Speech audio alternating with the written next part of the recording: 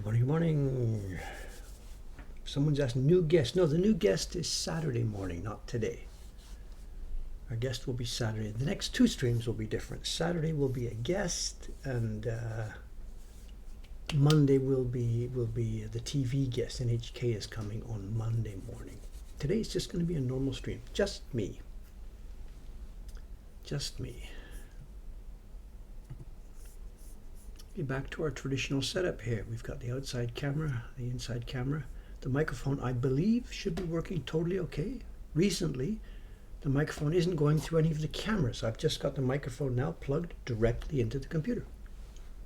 The old Mac I had didn't have a microphone jack. This one does. So it's marked as a headphone jack, but it takes audio input, and that seems now to be the clearest way to get the sound in there. I'm not sure about the alignment. How's the sound?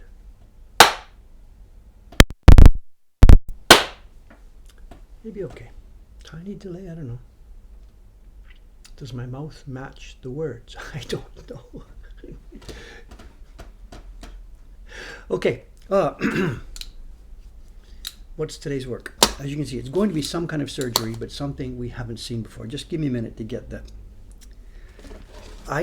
During the day yesterday, things that I'll be using tomorrow, I just throw on the bench, and here we are back from the pool. This is an example. Maybe we've never shown this before. I don't know. Mitamura-san, a new printer, has been working for us recently, and he's got a new job doing. And what we've done is we've ordered a complete set of the Jushiban, because Mitamura-san is going to be doing work with all different stuff for us for a while.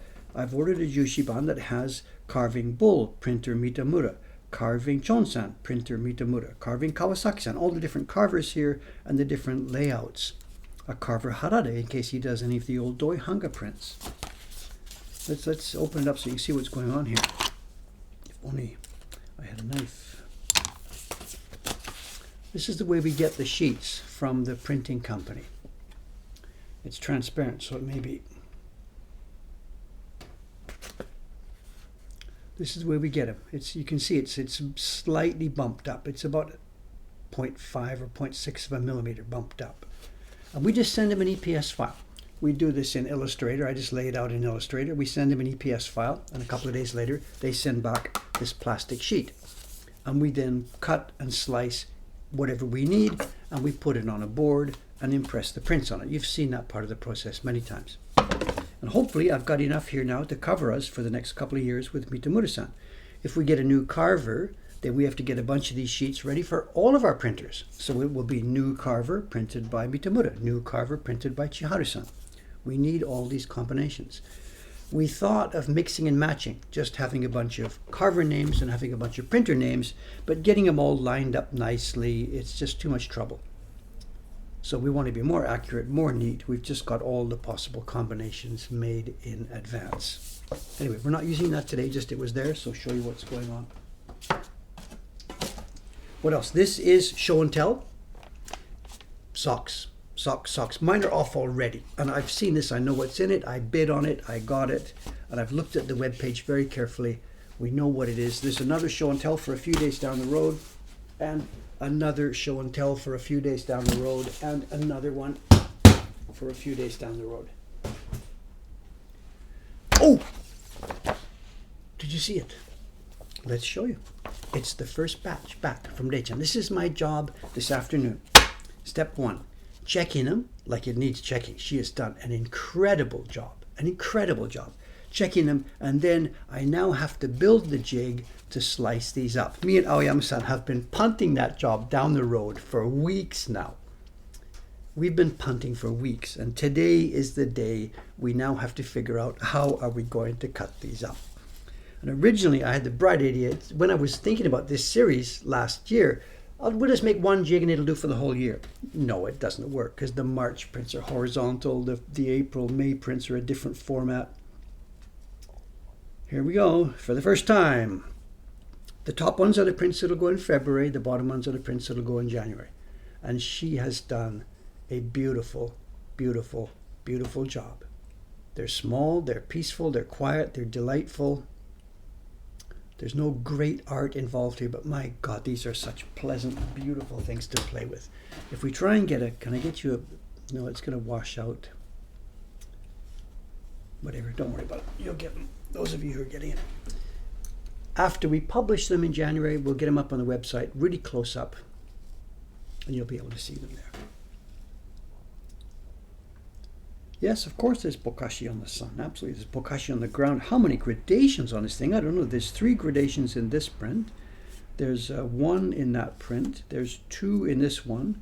There's 1 there, background. This has 1 gradation up, 1 gradation up. We did those 2 together.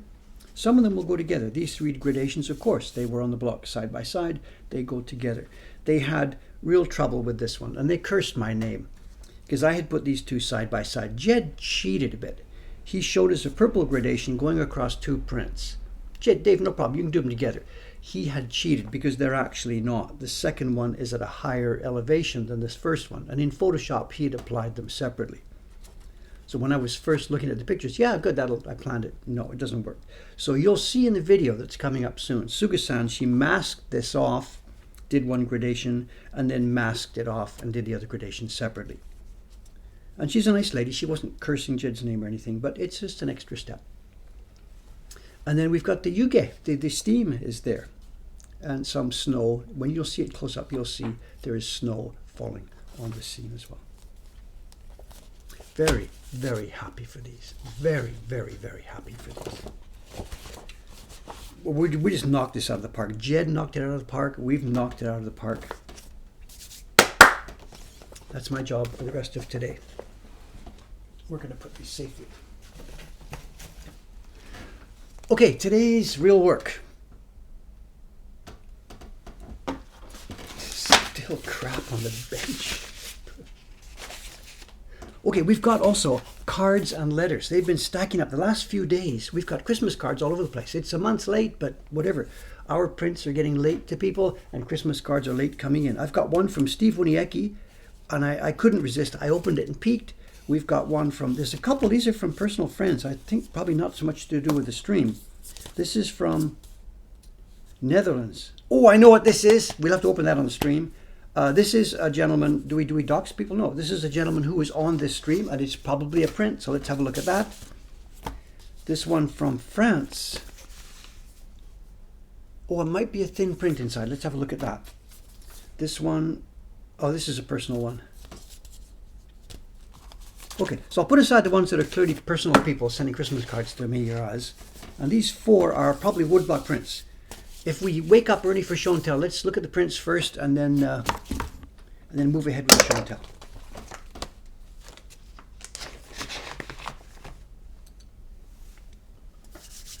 Okay, no, this is not, well, actually it's sort of going to be a show and tell stream today, you know. It's a full stream, but the goods we are going to be looking at and working with, these are things that were on a previous show and tell.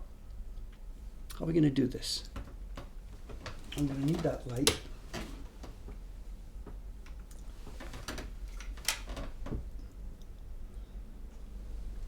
Let's shrink this down a bit. We're going to need some space here. Paper is out. It was out 5:30 this morning. It's Ishikawa-san today, and I knew I had to get it out. I was out at 5:30. Okay, we've seen this before. It came in, I don't know, 2 or 3 years ago, and we must have looked at it at a show and tell at that time. And probably at that time I said, boy, we're going to have to do some surgery on this book because these books are going to, these prints are going to die. And I said, we've got to do this right away. And this was years ago, and I did nothing.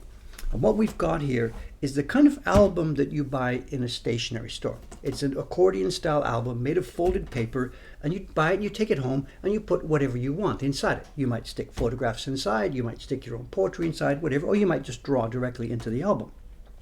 So the album we're looking at here is not something that was published back in the Taisho era. It was just an album, and some guy got some woodblock prints that he had collected and obtained, and he pasted them into the album. And I don't know how much you can see. You can see already the brown. This paper that this album is made up of. Look at this. Oh my God! I touched it, and it just look at this. It is rotting, decaying, crumbling paper. Now, please don't start to get upset. I'm destroying some old artifact. This is a death trap for the prints. The prints are made on beautiful, strong washi, but over the 100 years or so of exposure in this album, they have, well, they're already actually, quote, dead, unquote. They have gone brown. They're heavily browned on the back. Some of them are surviving a little bit in white. Some of them, let me try and find an example here. Some of them are, oh my God, it's game over already for them. So what we're going to, look at this, look at this, look at this. Let me turn the light off, maybe you can see it better here. Look at this one. There's a print and a print, and they close up. When the album closes up, this print goes on top of this print to this level, and that has protected the front of this piece of paper. The print here, the part that isn't protected by the opposing print, the part that's been onto the album, has gone brown on the front as well. They're already brown on the back. So Dave's job here today is to get these prints out of this album, and I'm going to cut them out manually. One way to do it would be to take them apart page by page, throw them in the bath like you've seen before, but actually we don't need to do that this time. These prints are only glued at one edge, and the paper, the backing paper, is so crumbly that I can pull the prints off and the backing paper will destroy. And we're going to do it like this with a knife, and we're not going to use the sharp edge of the knife. We're going to use the back edge of the knife like this. Under she goes, and here we go, and the print itself is not going to be even touched. We'll see when we get it out in a second. The most danger here is Dave's going to slice himself with this knife. And can you see, it's the backing paper that is ripping as we go here.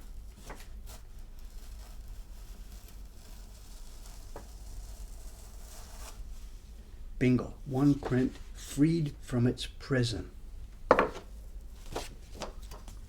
These are Taisho era, could be late Meiji, I guess, I'm not really quite sure. Late Meiji or Taisho era surimono. It's a kitchen knife. It's just a normal kitchen knife. It's thin enough. The tool that I should be using here is what's called a hera. We should have a little thing made of bamboo, sharpened just to the right sharpness, and it would go underneath. I don't have one, so we're going to use this.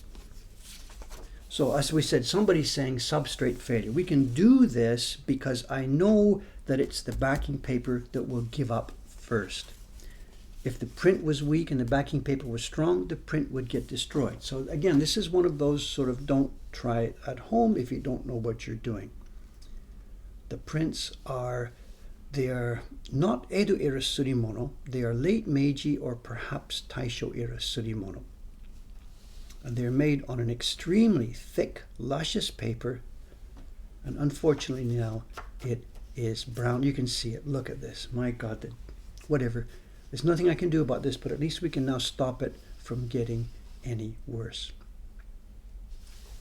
As far as the value in the album, we've photographed the whole thing. I don't mean like scan level photographs. We've simply taken pictures of the album, so we've got a record of what it was. And in fact, the album itself, I'm not going to destroy it. It's just sitting here. We're going to keep it. Now, what to do about the next part of it? This backing paper.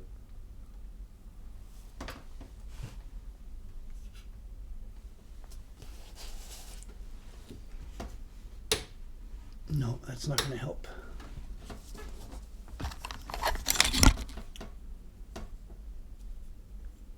Someone's talking about the Maiko-san Kyoto Hanga. And yes, we have a copy of that in the collection, yes. Someone's asking, is this unsized paper? No, this paper seems to be quite heavily sized. There's no abrasion. If I rub the front of it, it doesn't abrade. This paper is sized. The original Edo era surimono seemed to be made on unsized paper. And in fact, today's show and tell. We'll look at that.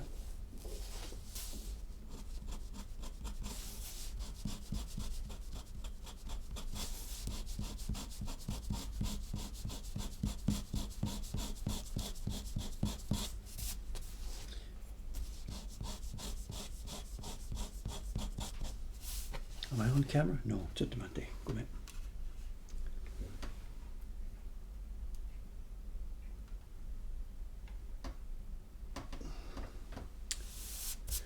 Someone's asking, is there solvents and stuff that could do this? I know you're asking beyond the technology level that I know about this. The prints themselves really are quite delicate. The pigments are quite delicate. We want to avoid, wherever possible, playing with chemicals and solvents and even water. If we can do this with a mechanical separation, a dry separation like this, it's far and away the safest way to do this. What I don't know is now is the acid reaction that's happened in this paper, the fact that it's gone all brown and toned, it's oxidized. I don't think that can be reversed, but I'm in no way an expert level conservator on that. My number one concern right now is to simply remove the paper from the source of the oxidization, the source of the acid. That's all this amateur can do here. If I can do this safely without damaging the print, then perhaps some later generation of people who have more advanced technology or who know more about this or who can remove this, that's fine. I can't do that, so I'm just going to stay back, stay out of that one. I really don't think, from what I've read and learned and studied about this, I don't think that oxidization can be reversed.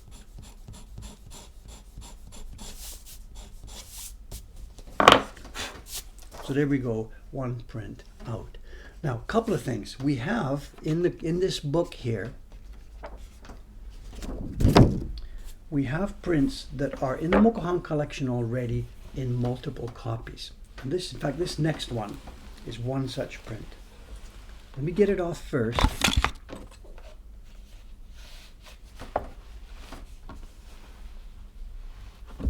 Look at the brown.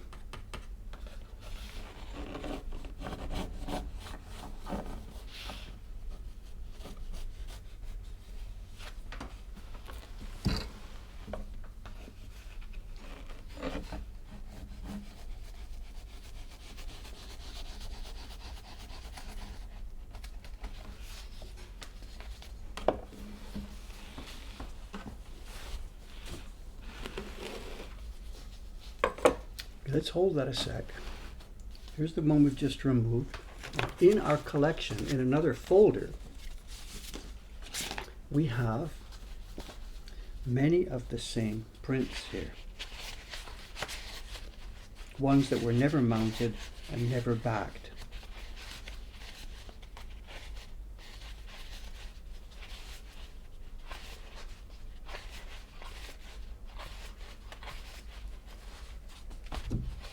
If I can find it.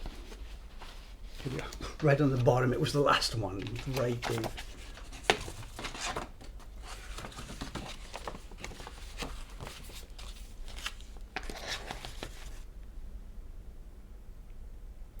You're quoting me, oxidization cannot be reversed. I don't know anything about this, of course, whatever. Right. Okay, here we go. So we have the same print now, and this is interesting for a whole number of reasons. We've seen this on Show and Tell before when I received it. Here's the print that was published back in the Taisho era and somebody bought and stuck in an album. Here's the same print in an untrimmed form. It hasn't been trimmed left or right or top. It's as it came from the publisher. And look at this. Not only is it the same blocks and the same pigments, but it's got the same stain on the back where the printer rubbed his Baron on it. I don't know if you can see it in the stream. It's got the same streaks. The Baron rubbing streaks are in exactly the same pattern. This is a print from the same batch, made of the same blocks with the same pigments by the same guy at the same time. And it's not trimmed. It must be the publisher's extra stock. And look at the color difference now. One that was preserved carefully, just put in a drawer somewhere, never really exposed, not stuck in an album. And this one pasted into that grotesque album. And there's our difference. They were made on the same day. Literally, they were made on the same day, back whenever it was. And there's our difference. Pressed against pulpy paper for 100 years, just left in a drawer, stacked with its compatriots for 100 years. This is so cool to have these side by side. And what I'm now going to do is I'm going to put these in an album, not stick them in. I'm going to keep them in a proper acid-free album side by side on different pages facing so we can compare and see them. Why did this one not get trimmed and sent out and published? Could be the printing is not so great. When we zoom in here and look at this, the printing of the background color is a little bit fuzzy. It's not so good. It's a bit goma. So maybe there's also a tiny bit of misregistration on some of these leaves. And it could be that what we're looking at is a reject copy from a workshop of very high standards. And we come back to the same question that we come again and again and again in these talks and in these streams. What do we do with our reject copies? We put them in a drawer somewhere. And in the best case, what will happen is 100 years from now, this can happen. The copy that we rejected, although we couldn't sell it because it was no good, it has misregistration, it certainly has value to the world at some point down the road. And no, you can't have a reject copy, period. Stop asking me. This is so cool. I just cannot believe it. This is so cool, so cool, so cool. One album is going to be not destroyed. It's going to be taken apart, but these prints are going to be stopped. The damage on these prints is going to be stopped right now as of today, period.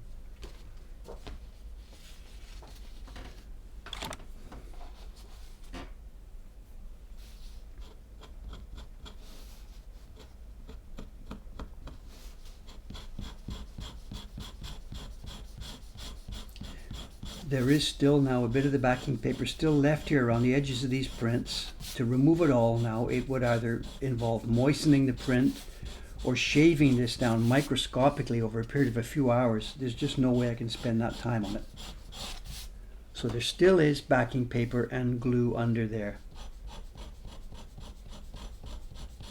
And if these were, $1 million prints, whatever, we would get to that and get it off. But I just simply, all I can do at this point now is just do what you can see. Get these things out of this album.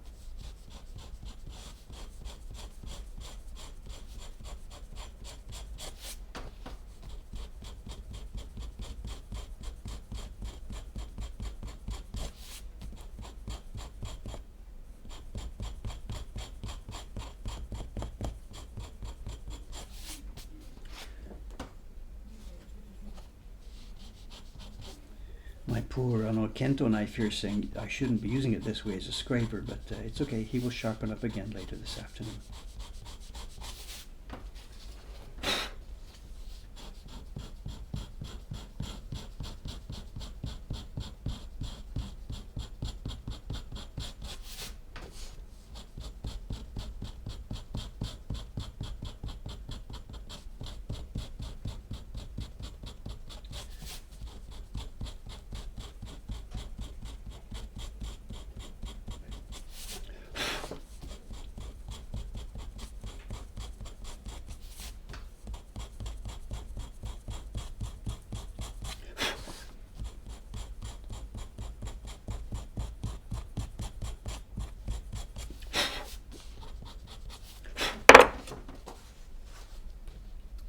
Okay, tell you what, let's go through, I was just going to go through page 1, page 2, page 3, but let's find some that I know I have other copies of so we can compare. Let's have a look.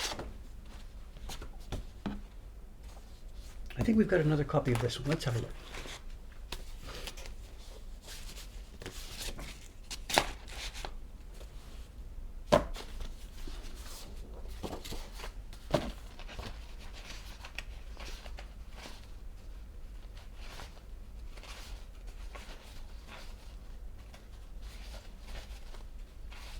Here we are.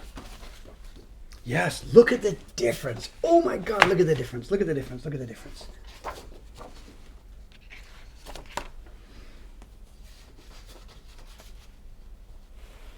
Okay, there we are. The copy in the album, the yellow has, again, it's oxidized. It's gone black. There might be some lead type pigment in there. I don't know what's in there, but it's oxidized and gone black.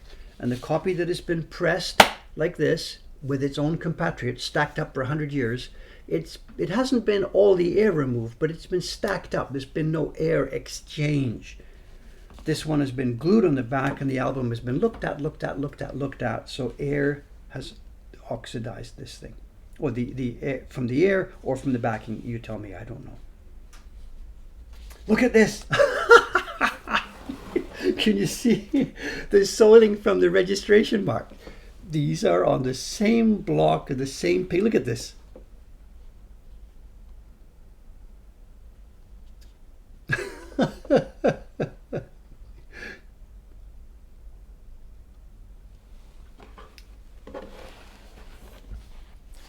Just doesn't happen like this. This is so cool. So cool.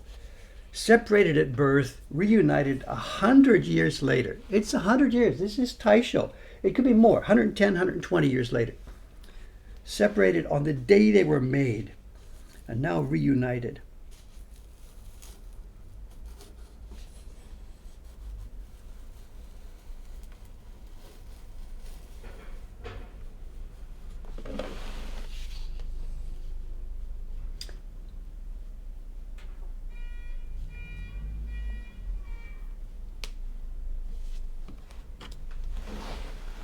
I really would like to take this album apart, and work on these things a little bit more flat, but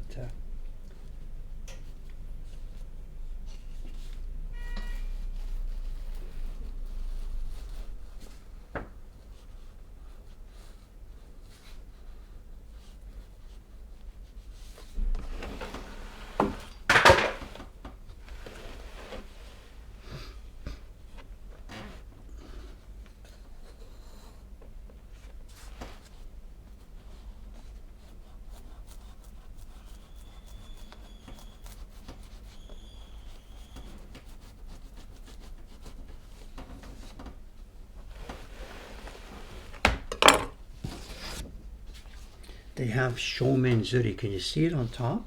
If I get the light just right. Look at the hat. Watch the hat. Sir, look. The hat has been done with Shomenzuri.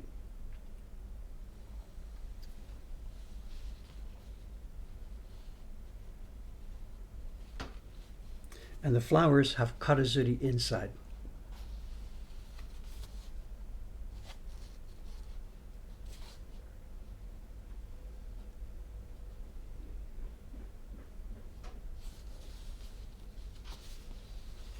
And the paper difference, the color tone.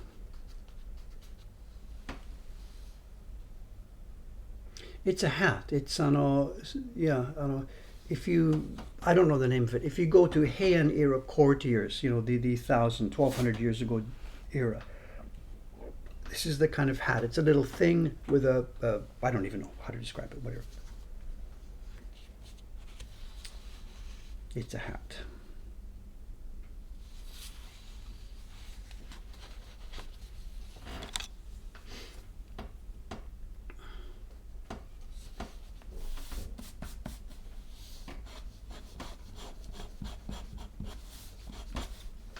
Oh, Annabelle, yes. I meant to mention this. Soka. Annabelle-san here, I guess she's explaining, right? She's come up with a link. It's not an auction page, it's a shop page. Yamada Shoten, one of the shops here in Jimbocho, has got a copy of that book that was published in the 1970s about how to make barons. In Japanese, of course. It's written by Nakajo Sensei. He's one of the printers who really helped me quite a bit when I was first learning how to do some of this stuff. He was the teacher, or the first oyakata for Numabe-san, who is the current printer of all the Yoshida prints. Nakajo-san was a super guy. He was really hugely respected by the entire community. Super craftsman. And he was rare in that he was one of the craftsmen he himself was interested in the prints. Most of the printers, most of the guys, they're not interested in it themselves. It's just a job. Bang, do it, away you go. They were co-opted into it when they were teenagers, after they dropped out of school or something, or their father did it, one or the other. And they really weren't interested. But Nakajo-san was different. He was interested in the traditions. He was interested in what he was doing. And he was instrumental in helping me figure out how to print with metal pigments. I had asked some of the other guys in the Craftsman's Guild about that, and people are just like, they shrug their shoulders. That hasn't been done for hundreds of years. Nobody knows how to do that. And then somebody said one day, why don't you ask Nakajo-san? He probably did that when he was younger, in the pre-war era. So I did. I phoned him up, talked to his wife or something, said, can I come over? And she's like, yeah, whatever. I go over there, and he's busy printing. Does not really want to get involved with anything. And I brought him the block that I had prepared for doing printing with metals. And I asked him, have you done this before? And he said, well, yeah, we used to do it for a lot of years ago. And the guy's busy printing. I'm sitting there in the workshop, and he's busy printing. And I'm like, and we know where this goes. I want to learn, I want to know something about how to do this.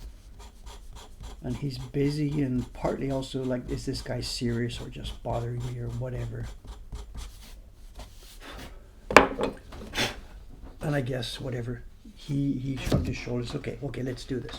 And he put his own work aside, and he dragged out just a rough piece of wood, something that was hanging around, and he gave me like a 30, 40, 50-minute demonstration on how to do metal pigments. And he had to drag some out of the closet. He had to get some glue ready. He had to do this and that. But he did it. He took the time and trouble to do that, you know.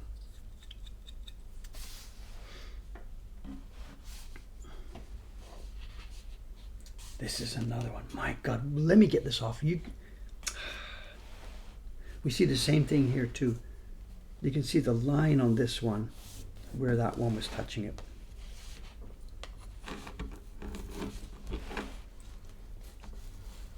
I think this guy must have glued these on at different times, because some of them have just a light stretch of glue and some of them are really on there. That last one, I was holding my breath, but this one's coming off easily.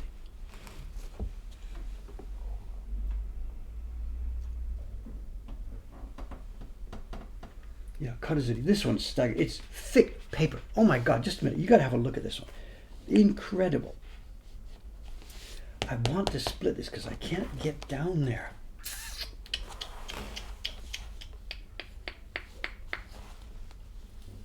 Here we go.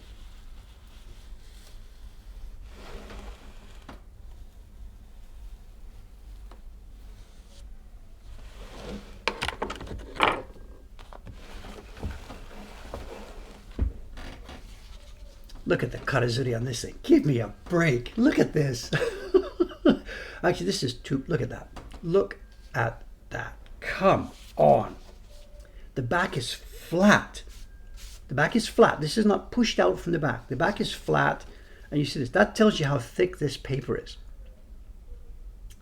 That tells you. Look at this one. There's embossed dots where the drum is tied down. This is metallic. The ring here is bronze. This would have been shiny, shiny bronze when this thing was first made, and more. We have another one of those hats. No, this is, actually it's one of those hats, but of a different style. It's got two round pieces and two things that go up at the back. They're all just lots. Look at this. Look at this.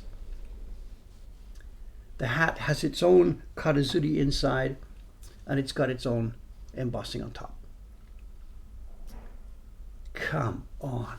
Paper like this. What does somebody say? I would kill for that, some of that paper. So would I, buddy. So would I. If I had some of this now, you would pry this out of my cold, dead hands.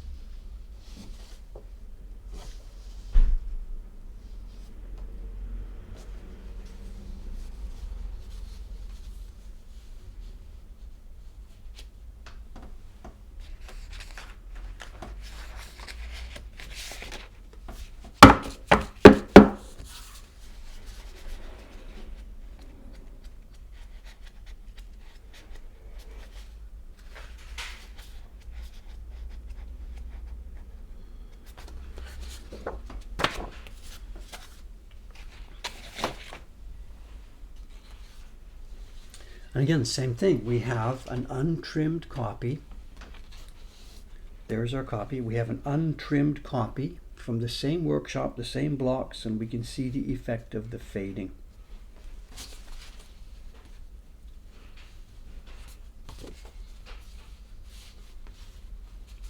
God, the marks on the back just match up perfectly. God. It's the same printer, just the same printer. Sheet number 1, sheet number 2, sheet number 3. I don't know. I can't tell you the number of this. This is number 17. That's number 32. I can't do that. What a find to have these together. What a find. Ah, 100 years, yes. This particular group of surimono is not documented very well. There's quite good documentation on most of the Meiji era surimono. Roger Keyes started it, and a lot of people have followed up since then. There's quite a lot of information on those prints that were made in the 1890s and through to the 1890s through to the 1900s. This particular group of surimono, the ones in this album and the second group that I have, don't match what we see in Roger Keyes' documentation on the other Meiji era prints. And I don't know when and where they were made. They're a bit of an unknown group. They do look later than that. The Meiji era Akashi surimono, as I said, from the 1890s, these don't look that old. All I can say, before I have any further knowledge on this, these are, I would tab them, going by the paper and the type of printing and what we've got, I would tab them as Taisho and very possibly early Showa. I don't know. So Dave's rough guess here, all I can say is they're around 90 to 100 to 110 years old. I don't know, I'm sorry. Until more information comes up, that's all I can say. The prints we're going to look at in show and tell today, they are different. They are 200 years old.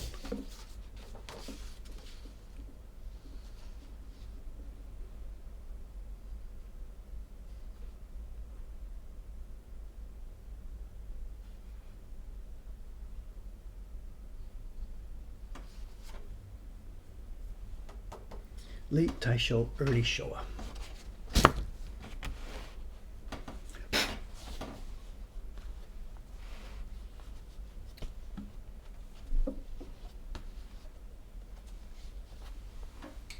When we saw this album first, when I showed it to you after I got it, well, these are fun. Let's get one of these. It's an accordion album, eh? So there's prints on both sides. There's prints on the front and prints on the back. There are 52 prints in this album. And we got it on a Japanese auction, is it about 2 years ago? Let me get a link for you here. Hang on a sec. I think I can get a link for this. One sec.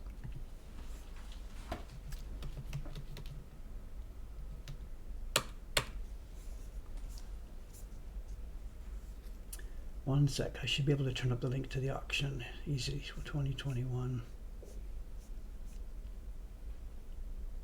Here we are, here's the auction link. Copy link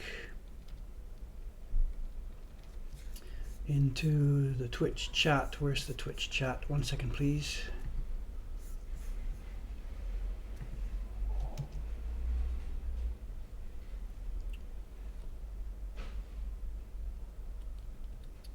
There's the auction. It may, I hope if it's still up, it may have been taken down by Yahoo because this is a couple of years ago. It seems we paid 88,000 yen for this. So this was not one of those cheap steals. Dave got for $5, he got this wonderful thing. This was something I had to pay for. There was lots of bidding against me.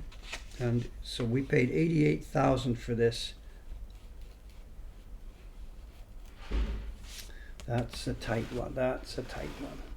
Some of these may need to be soaked off.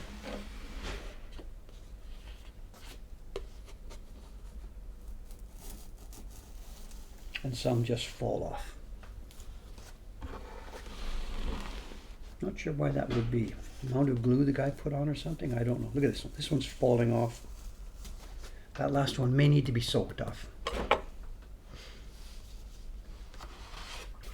9K. No. 88,000 yen comes up to about $800. It's not 9K USD. It's about $800. for 50 of these prints, and that's I'll fly with that. That's okay for me. You know, as I said, we really do get these super bargains sometimes.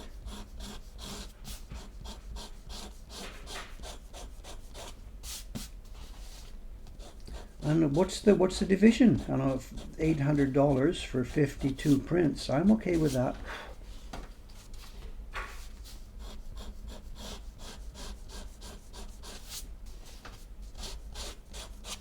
Yeah, that one just rolled off. This is a fun one. This is a fun one. Look at this thing.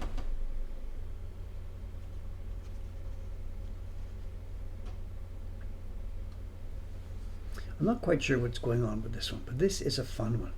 I don't know how many colors. There's a huge number of colors here.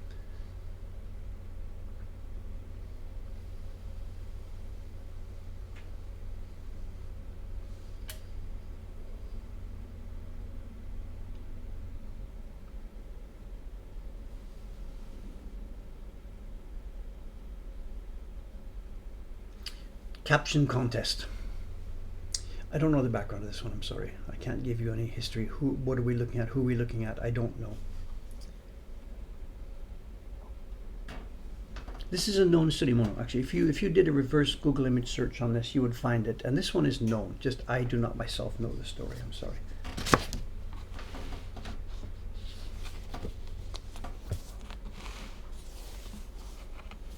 Oh, look at this one. This one is terrible.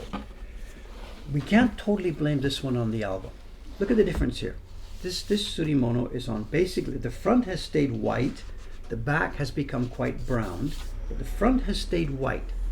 Its neighbor has gone very brown front and back. So clearly these prints are not all made on exactly the same kind of paper. We can't blame all this brown oxidization here on the album. The piece of paper itself is clearly a lower quality piece of paper.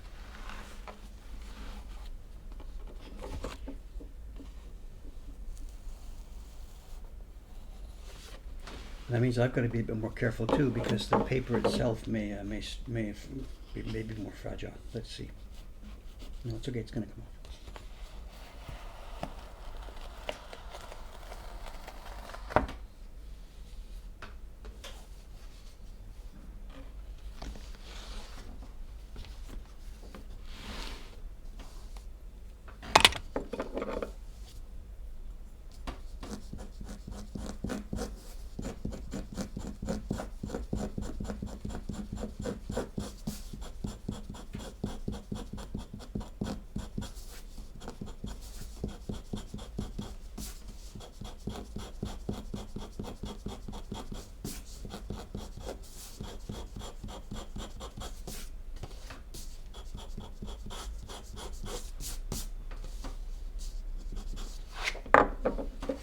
Something else about this one, did you notice it? If we go back to the page that was opposite, the opposite print had bamboo leaves here, and on this one we can see the shadow. And this is also interesting. Somehow the place where there was green pigment here, being pressed against this paper, it has preserved that area of it. You tell me how that happens. I don't know. What's the mechanics of this? The parts that were folded together against the green bamboo are still a little bit white, and the parts that were pressed against the opposing paper are more oxidized.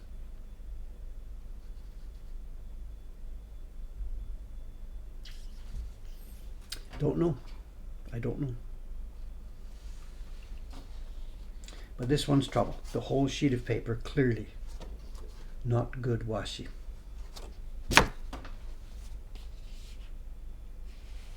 Let's get it, neighbor.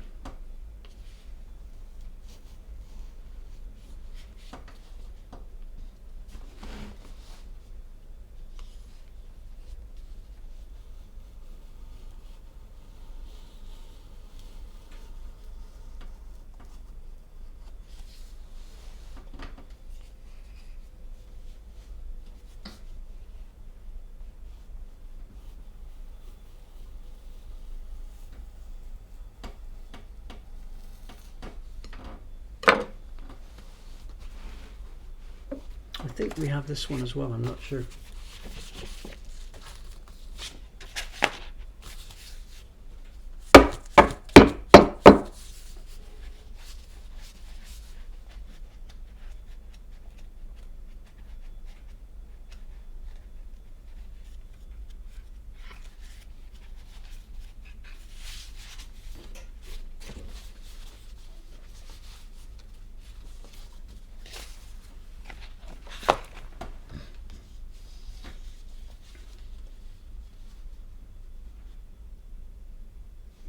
This one's different. This is different.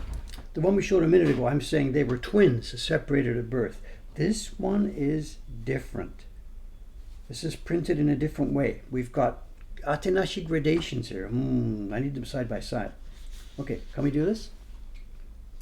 These are not printed at the same time by the same person. Look at the top leaf here. There's a lighter green and a darker green on top of it in a random color pattern. This one, the lighter green, the top green is a bit of a more gentle gradation.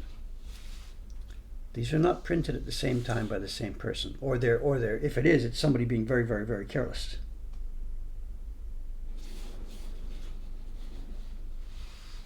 Light green, much darker green on top. Light green, slightly darker green on top. Yeah. Look at this, look at this, look at this, look at this. Key block, very light, delicate touch. Key block, quite hard black touch. So this is the same block set, but a different person printing it.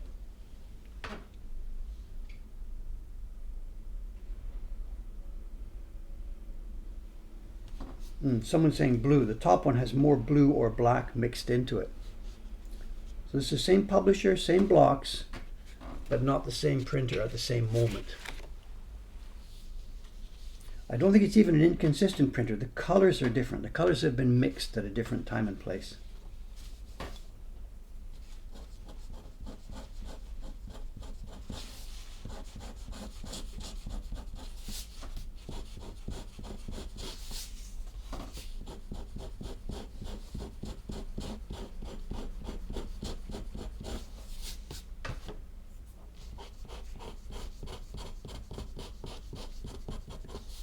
The backing paper is just dissolving. It's just dissolving pulpy stuff. If I did this scraping job here really carefully and slowly, I could get all of this off, but my God, it would take hours for each one. Simply cannot spend the time on that right now.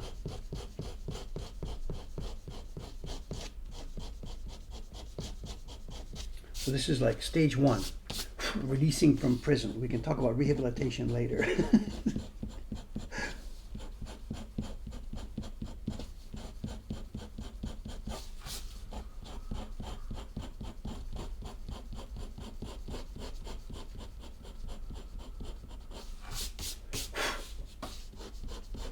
Yeah, much more of this. We could even shave. I'm not going to start doing it now, but we could shave here and some of this paper would come off.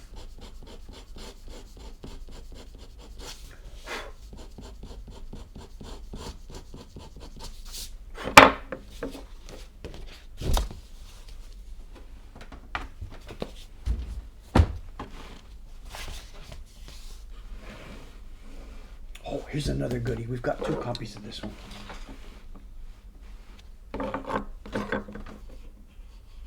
Oh, look at this. It's only on one side.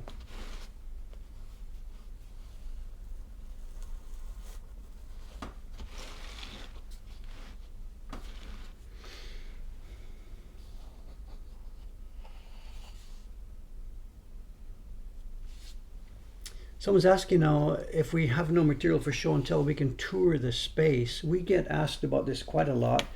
I don't really have the equipment for it. The people who do these walk around Tokyo things, they've got a phone with a camera and they can walk around and they're connected to a cell tower.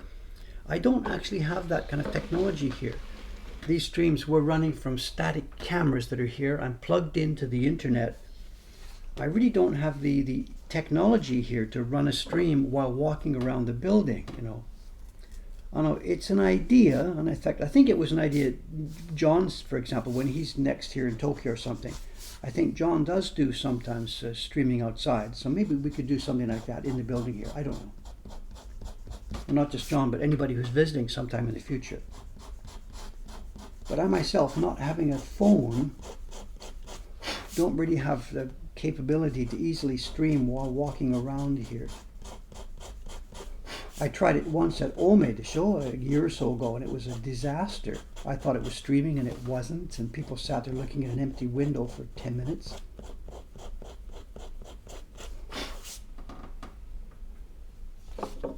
This one. Okay, it looks pretty simple, right? It's some kind of tray. It's a food tray with some kind of, you tell me, is it a cake or is it a New Year's decoration? I don't know. We have on the table, it looks like we have a radish, a daikon of some kind, and there are 3, are they mikan? I don't know, you tell me. And there might be fish here, I think. I think we have fish. So it's some kind of, some kind of offering or presentation. And this itself might be a fish cake. I don't know. I have no idea what it is. But look at what we have here. We have a crane motif on the tray, and this is embossed to the death.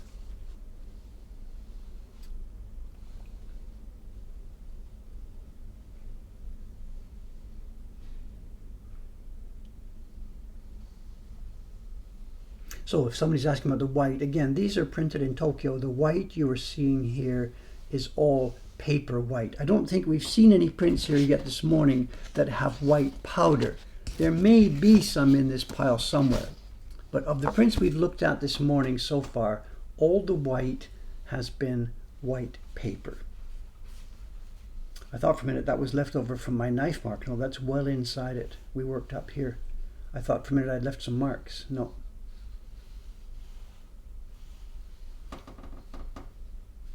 There's where we took the print off. I don't think we're leaving any visible damage from our knife here. We ran the knife along the back here behind this.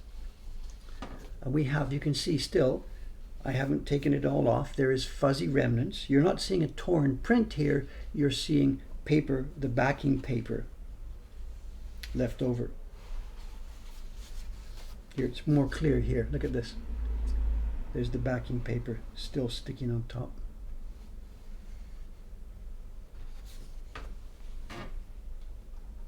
Oops.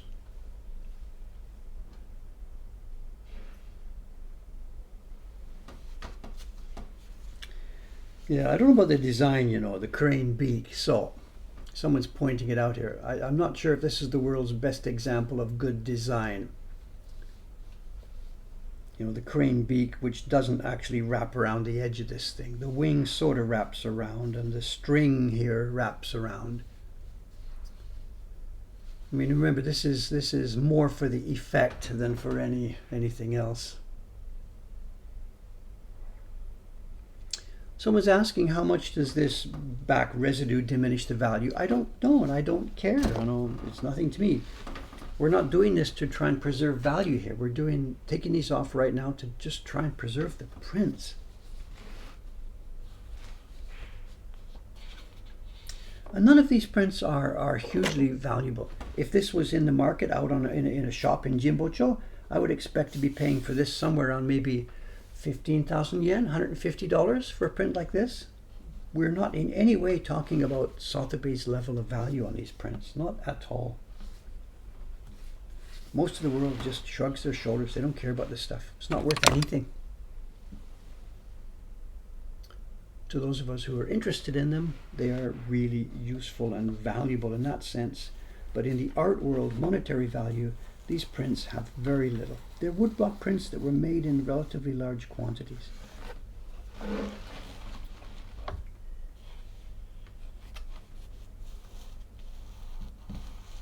Look at this, coming straight off. That backing paper is just dissolving.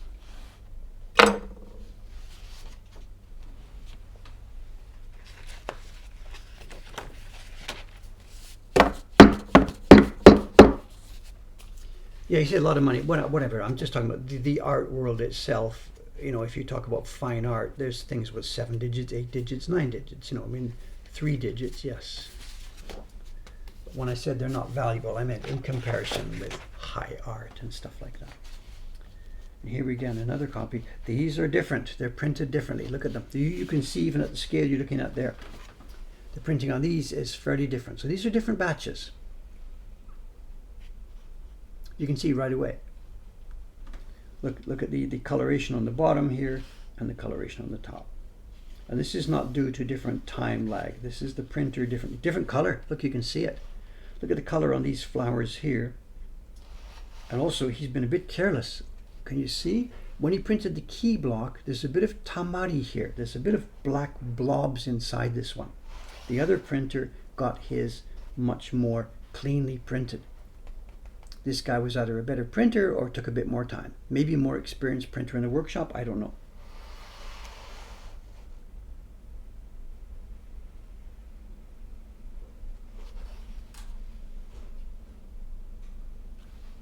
And then the cracks, so they've imitated the cracking, the cracked part of this bowl. Bit of gradation. This is so cool, you know. I just love these things. I just love it. They're nothing. They're pieces of paper with color smeared on them, but they are just so pleasant. Just so pleasant. Someone's asking, do we carve? Yes, we carve very much. At the moment, for the present couple of weeks, I don't have an active carving job on my bench. Starting hopefully about 2 weeks from now, there will be a new print starting here, and I will be going through the entire process of tracing it, pasting it down, carving the blocks, doing color separations. So throughout late January and February on this channel, most of the work will be active carving work. But right now I'm between jobs and I have many more administrative jobs to do. So for the current few weeks, we are seeing fill-in work. Most of my daily work today is going to be stuff that's not streamable. So this is sort of a fill-in stream. There will be lots more carving on this channel over the coming couple of months.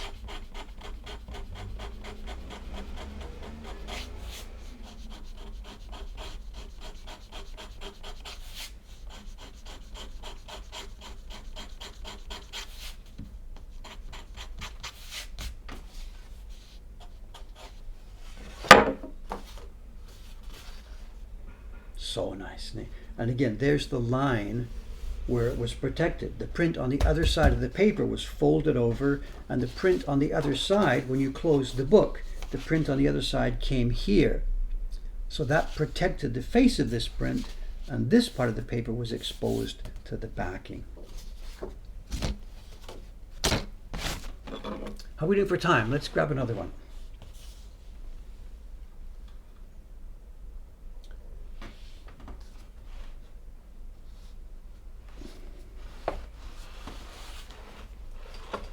$52 prints. There's quite a lot of work here, you know, but whatever.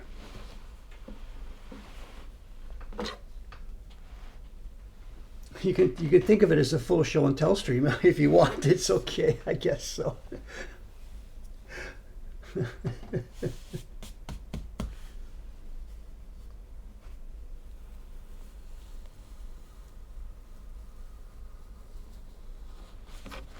I couldn't use the front of this knife for this. Of course, the danger of slicing up into the print would be far too great. So this way, I'm pushing down as hard as I can. Any and all of the stress goes onto the backing paper.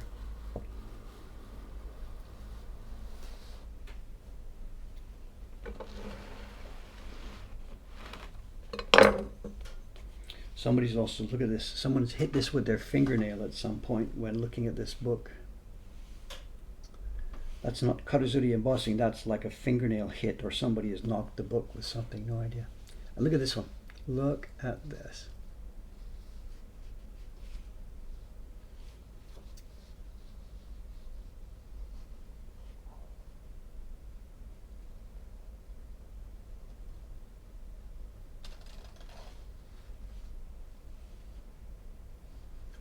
There's eye makeup. Do you see the pink around the eyes?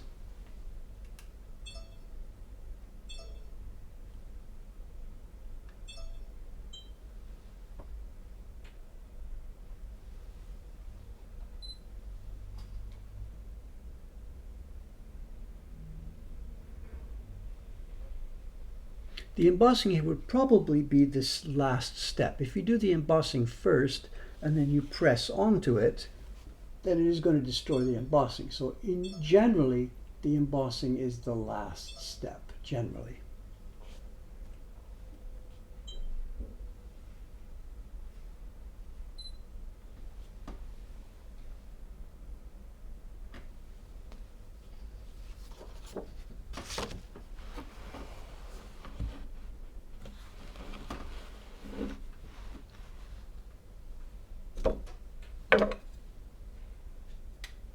Oh, Mom's here. Good morning.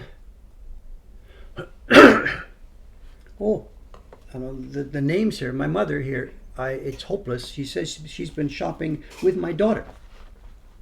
My daughter Himi has been helping her out. It's rainy and snowy and too dangerous for my mother to be out there by herself. So my daughter Himi has been bringing the car around and helping her out with shopping.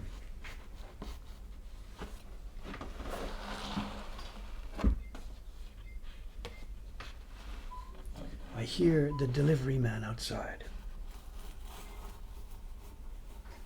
Oh yeah, there's a ton of stuff coming today.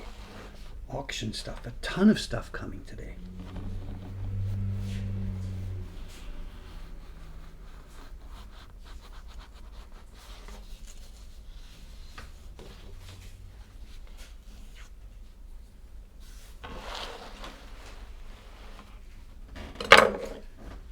Ton of stuff. He's stacking up packages. 1, 2, 3, 4. We have been buying very heavily the last. Domo, arigatou gozaimasu. Oh, yokatta, domo.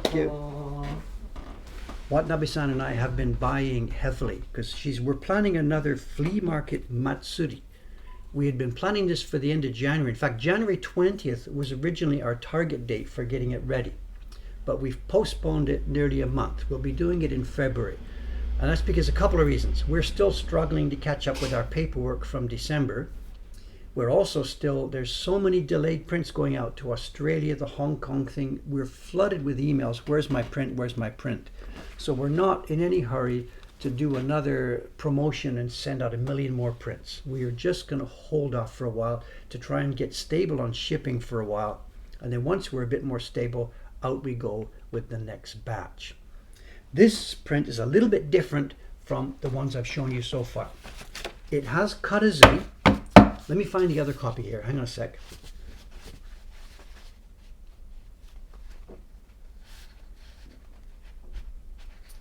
Let me find another copy.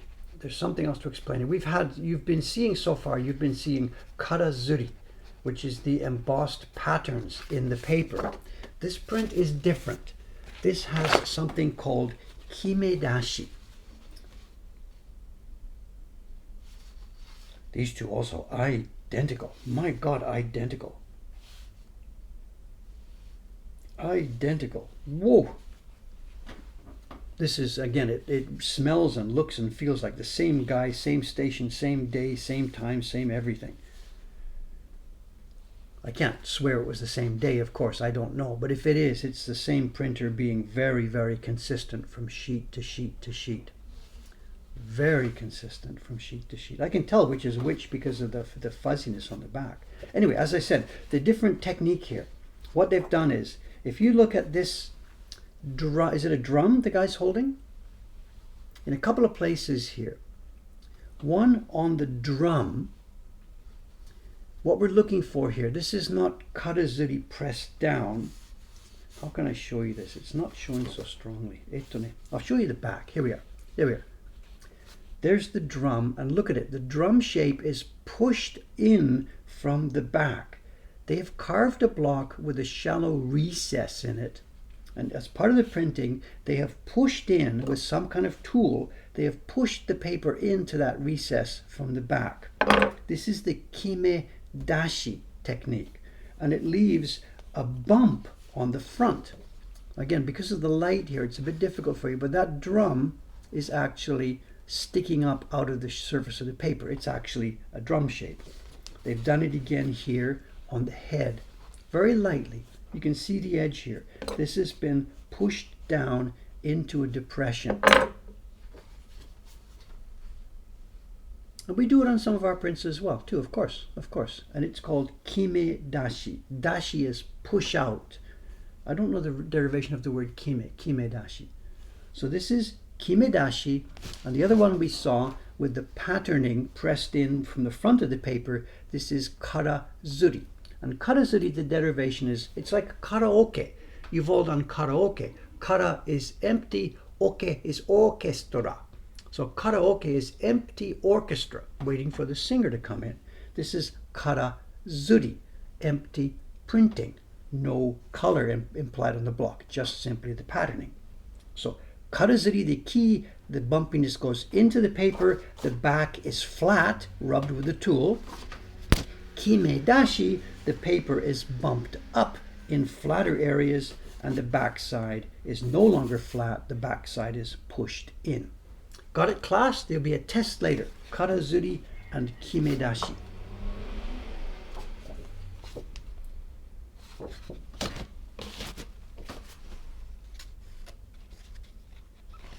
We have, if you are on our print, the beauties, what did I did? Beauty of the Japanese print. There's a picture of fugu fish that's got both in. It has embossing from the front and it has kime dashi from the back.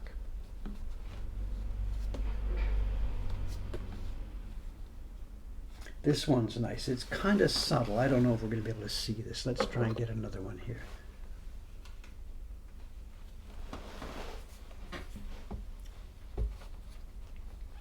Is one style better than the other? No, it's just part of the bag of tricks. Just another two techniques. It's nothing to do with better than the other. It's just different. Technique number one, technique number two. This one is dirty. This one is dirty, unfortunately. What we've got here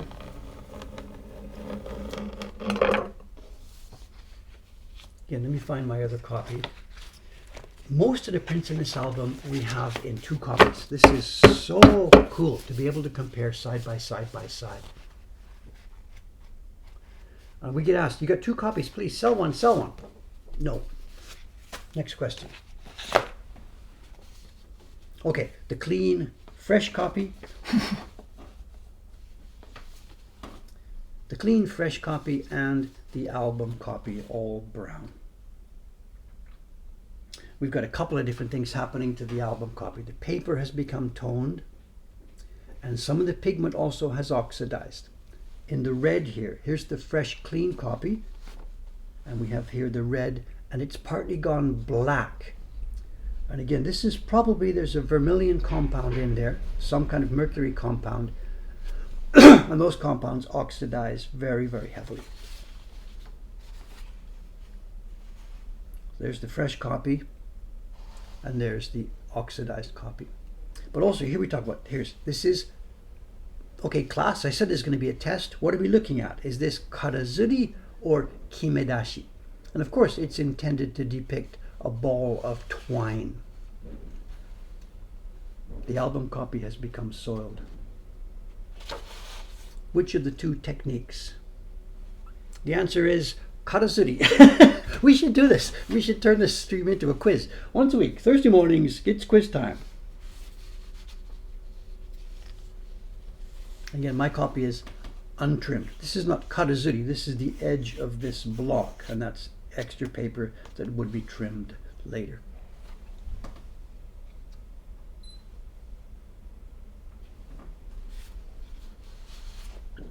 Quiz time. Should we do that? I don't know. I don't know how much time. I can't really spend an awful lot of time preparing for this, you know. It becomes a program. Today's program. Oh, this one has another different technique. Let's have a look at this one, if I can get it off. There are a million techniques used in these old surimono prints. This is funny. This is funny. Oh, that's it. Oh, let's get this off. Let's get this off. There's so much to talk about with this one. Take care, Dave. Off you come.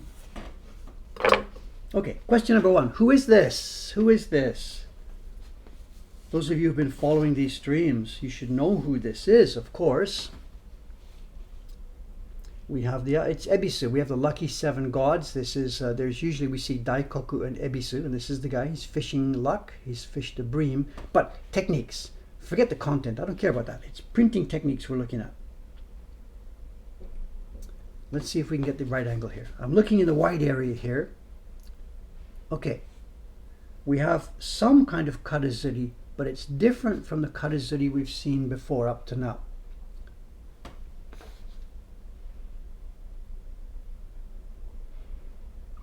This is nunome zuri. It's the imitation of textile printing.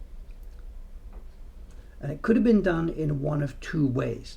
They might have carved a block for that shape, those lines back and forth. They would have been done 1 block for horizontal, 1 block for vertical. It could have been done with a carved block, or it could have been done. They carve a block for that shape all around. And then on top of the wood, after the carving is done, they use rosin to glue on a piece of stiff fabric. And then you make your paper soft, you put the paper on top of the fabric and you rub, and it picks up the pattern from the fabric. My guess is that's not what's happened here. My guess is this is a carved pattern. Why? Because the lines are so sharp. With the fabric, after you've done 1 and 2 and 3 and 4, it starts to get rounded off. But this is really, really sharp. So my guess on this is this has been done with carving. But I really can't tell beyond that. Then there's something else on this one. Let's go back up to his hat. You know what we're going to see? Look at this. They've done it in shomenzuri with a pattern inside to give it a sort of a weave pattern, over, under, over, under.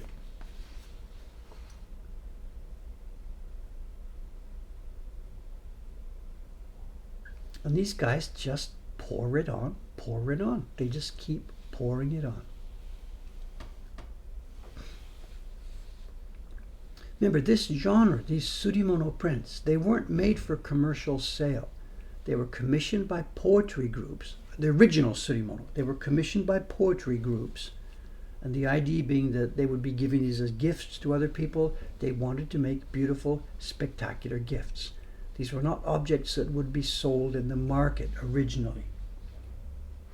These later reproductions, these are now commercial objects for sale. But the original surimono were not commercial objects. There's the registration corner. There's no margins on this print. It would have been cut to this size, stuck into the registration corner. So the block to print that gray, the carver, what's he going to do? He has to cut a little notch in it for the paper to go in. So the background color doesn't quite fit. We don't do it this way these days. We get the paper a bit larger so we can print the background color right to the corner. But these guys didn't care.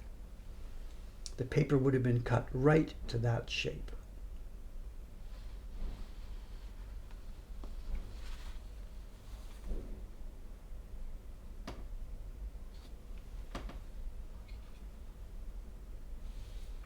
I see someone's asking, Dave doesn't answer. Whatever. I see stuff here and I don't see stuff here. I see in the chat, I read the other day again in the chat, somebody tried to ask a question once, 2, 3, 4, 5 times, and finally I saw it. I'm sorry, I don't know what I can do. You can either repeat it many times here or send me a mail. Have I seen the Demon Slayer? No, I don't have any time for anything like that. I'm sorry. It's not that I'm not interested in it. It would maybe be interesting. But I'm sorry, I just do not have any time for that sort of stuff. Another one. While I get the thing removed here, you can tell me, who is this? What character are we looking at? What's the story behind this one? We have a sea, we have a box, and we have a man with a beard. Oh, show and tell, show and tell. Okay. Knife away.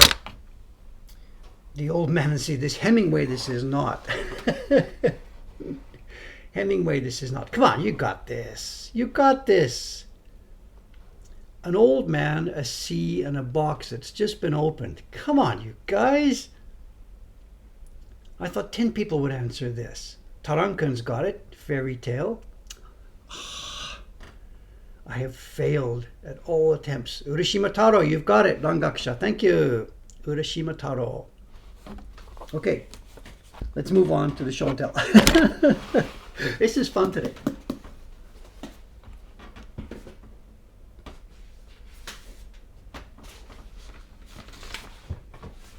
Okay, before we open this, drum roll, please. A link.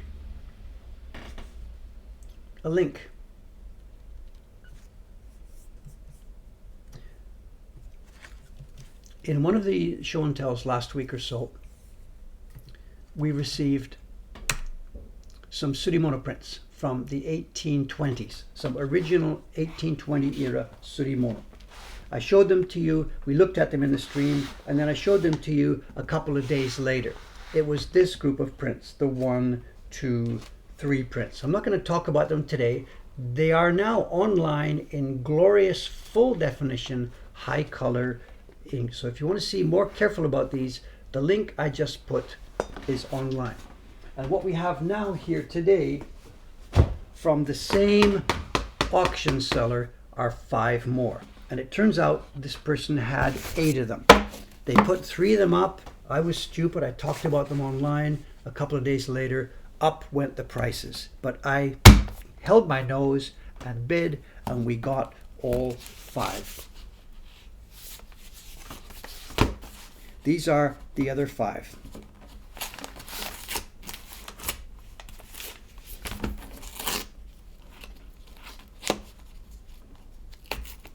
And I can talk about it now because the person doesn't seem to have any more.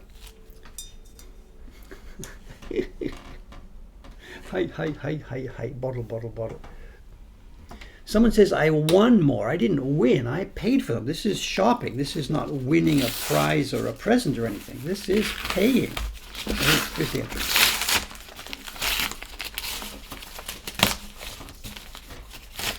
That word they use with auctions, you won the auction.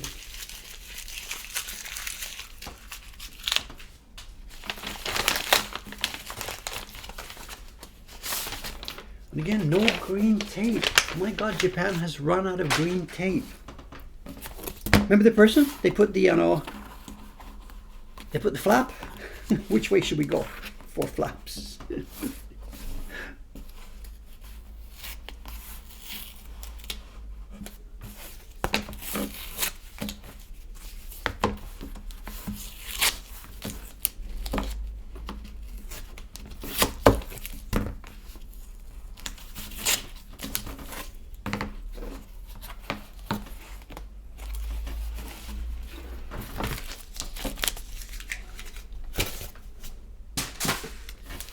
Okay, surimono experts, I need your help. There are some people who have been following this stream recently who have really helped a lot with identification of some of these surimono prints.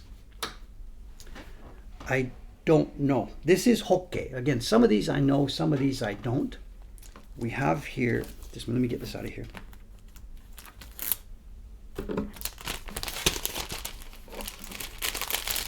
We have here 5 Shikshiban surimono songs. Surimono. Nani? I read the word song. We have here 5 Shikshiban surimono prints. Again, these are from the 1820s. This is not like the stuff you've been watching for the past hour. These are original Edo era surimono prints. Quite rare, 1820s. We know who some of these are. This is Hokke, and we have the same series. The one we saw a minute ago with the Chinese emperor. It's from a series of 5. This was the one marked with the moon character, Tsuki. This one is from the same series. Apparently, it's marked with the character for Hana. And they must have been Chinese characters. The first one was about a Chinese emperor meeting his concubine. I don't know who this is yet. Someone in the chat here can very much perhaps help me. The hairstyle and pose and clothing are clearly Chinese. So we're looking at a set of 5 prints that relate to Chinese legends. More than that, I don't know. The previous one was moon and something related to moon in the poetry. and this one is something related to flower.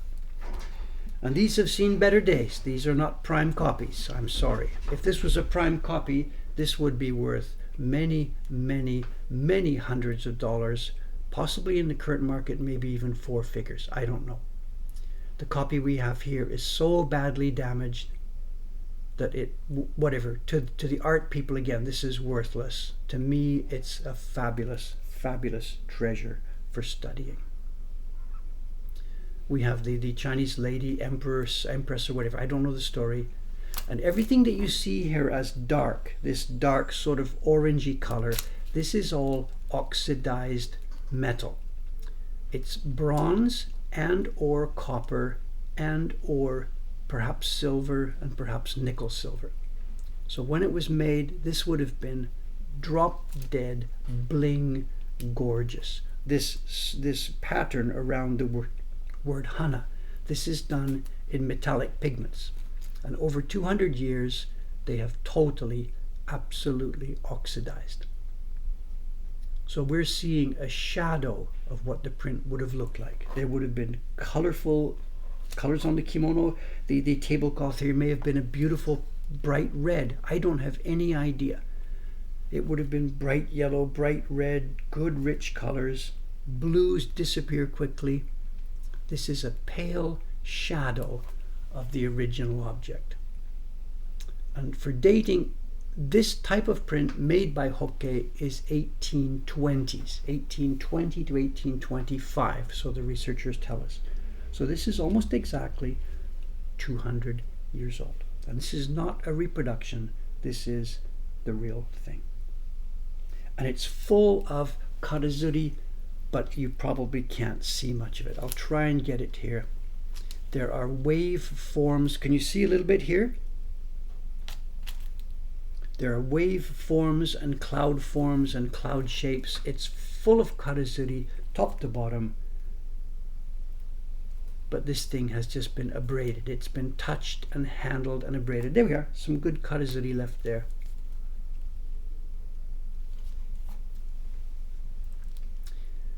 What the original coloring would have been, there are people who know much more about this than I do. There's people who've done things like X-ray crystallography or whatever in museums, and they look at the scraps that are left and they can tell you what the pigments were. That's past my pay grade. I don't know that. I'm sorry. This one is also known. This is also Hokkei, Hoku-kei, and this series, Kai Tsukushi, is well known. There are many documented copies of this one. It's a series of surimono prints, all with poetry related to the sea or seashells, and this series of prints depicts, again, many, many seashells. This one is hugely faded. There would have been a blue sea color. The blue here is faded. To a real expert, this is, oh well, Dave, you got a nice piece of paper, but too bad, can't be helped. It's faded so much. That one is known to the researchers. The next three I have hunted and searched and hunted, and I cannot find anything that shows these next three designs. And I'm not 100% sure who they are by. This looks like crap to you here. There is actually a print hidden in here. I think this is Hokkei. And what we're looking at, believe me, there's something here. There is a table. On top of the table are two dolls. There is a grandmother type figure here. That's her head just beside my finger. This is her robes. She is holding a broom, a whisk. On the left, there is a grandfather type figure. That's his head, his robes, and he is holding a rake. And this is a reference to the No theater play Takasago. It's an old couple. We see them by the sea with a pine tree. This is bonsai in the background. And this is not a parody, this is a depiction of the No play Takasago. And I'm sorry, from where you're sitting, it looks like a bunch of junk. Wait, give me a chance to get it photographed properly, get it under nice side light. I'll put it up there, and you'll be able to see a bit more of what it's like. And again, the pine tree is dark green. There are metallic pigments scattered through this thing There's embossing all over the place. It's a tragedy, you know. We learned from the auction listing that the guy says these were pasted onto a screen. These 8 surimono spent the last 200 years being pasted, you know, they were pasted onto a screen. Probably used in a tea ceremony room. You can see her there. There's Grandma. There's her head, her robes, and her broom.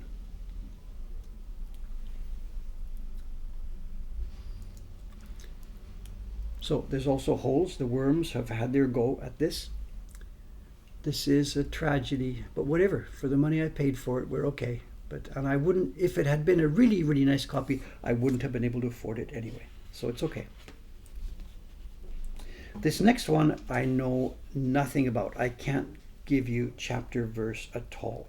The place where the name goes has been abraded completely. I don't have a clue. If I was going to guess, I would say it was Hokke, the same guy, but I don't know. Nor do I even understand what we are looking at.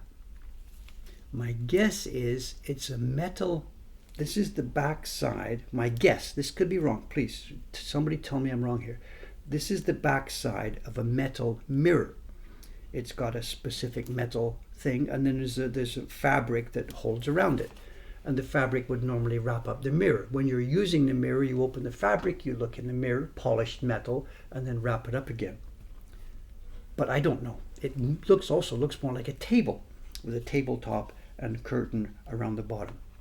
So if somebody else can clue us in here more than I know, I'm open to any suggestion at all. And again, metal pigments. This would have been the shiniest thing you've ever seen in your life at the time it was first made. This would have been perhaps bronze. I don't think it's copper. It looks like bronze. All the floral patterns are metal pigments.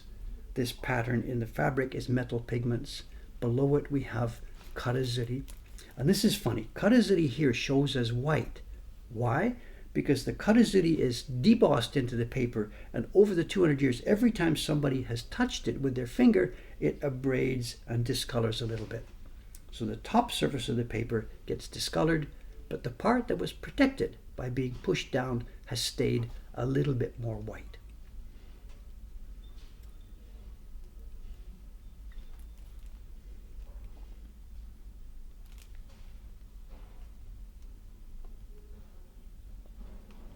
Oh, there's also more. There's a silvery color. Look. See them in here? This is Suzunofun. It's the metal called nickel silver, which doesn't actually have any silver in it. It's zinc and copper, I think. It's called nickel silver. They make flutes out of it.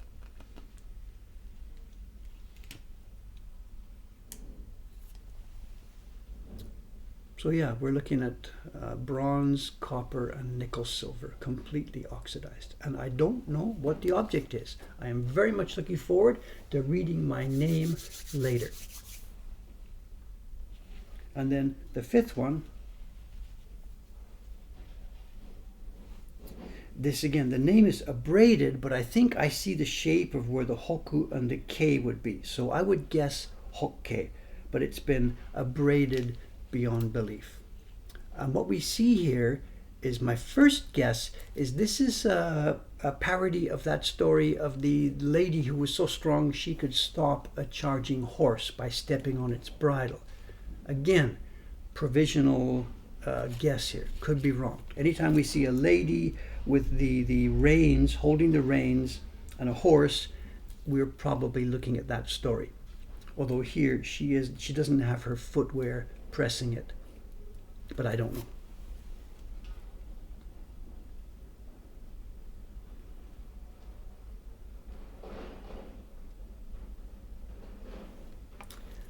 And later today or tomorrow we'll get these photographed properly, and I'll put them up on the website in the same section as the link I showed you.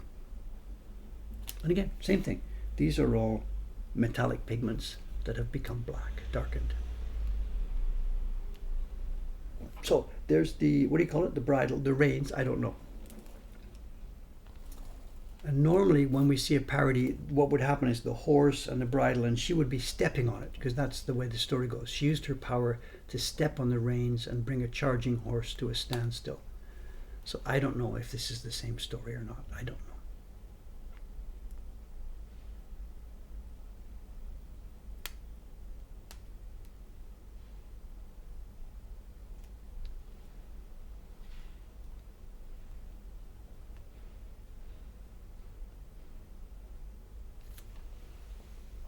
So there we go, the mixed feelings here. I had to pay a lot more for these than I paid for the first group last week. And I guess I paid the price for my willingness to show stuff. And in fact, I got an email from a Japanese gentleman. He's probably watching again today. You can't mention names and stuff on the stream. I got an email from a Japanese gentleman who talked about this. He said, you did a good appraisal of these prints on your stream last week. So now people are clear. They can go ahead and bid with confidence because Dave gave the appraisal. That's not what I was trying to do. And you've got to understand, what I'm saying here on these streams is not an appraisal. I am not an expert at all in the market part of it. What Dave here understands is cutting and printing. And he's seen enough prints pass over the desk now that I have some sort of idea what's going on. But I know nothing about the art market. What is this worth? We get those emails all the time. I've got this, what is it worth? I don't even answer them. They just go straight in the unanswered folder. We don't talk about that. We don't do appraisals. We don't do valuations. We don't tell you what you've got. I can't do that online over a JPEG. And I'm not interested in doing it anyway. People just want to know how much money. What's it worth? What's it worth? I don't care. Anyway, there we have it. These will soon now be photographed. They will be online at the same link that I showed you a few minutes ago. Hey, I've had fun today. The book there's 50 more prints, so maybe in the next couple of weeks, if I still don't have my carving ready to start on the carving stream soon, maybe we'll do some more of these repair streams. Removing, maybe we'll even do another bath stream upstairs. I don't know, whatever. I've got to fill in until my carving work is ready. Do we use more stable metallics? Yes and no. The prints that I've made myself in my Surimono album series, I reproduced a number of prints like this. Somebody's maybe already put the link in there. It's in our collection. I used bronze and copper, and they will oxidize exactly the same way. The prints that I'm selling now that are shiny will not be shiny for very long. In the case of the silver, one of the prints I made, I didn't use silver, which will clearly go black. I used platinum, which they didn't have access to, and which apparently they tell me doesn't go black. So the print I made some years ago of a biwa with strings, the strings are copper, but the biwa decoration, the moon over the mountains, is in platinum. I don't have a link right here.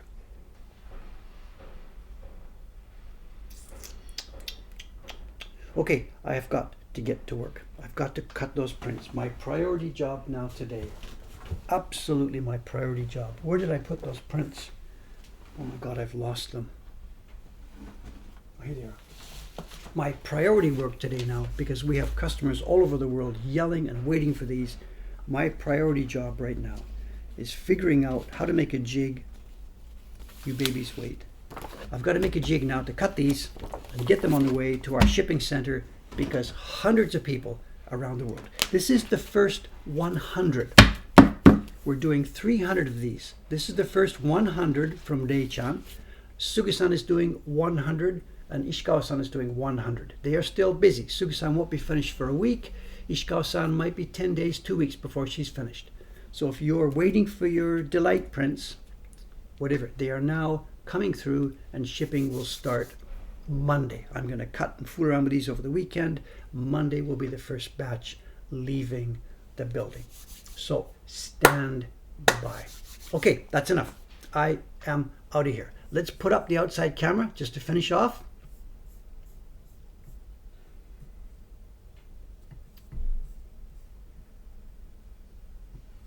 Another beautiful, beautiful, beautiful winter day here in Tokyo. We've had almost no rain. We had snow like once here in Tokyo. Other parts of the country are being clobbered.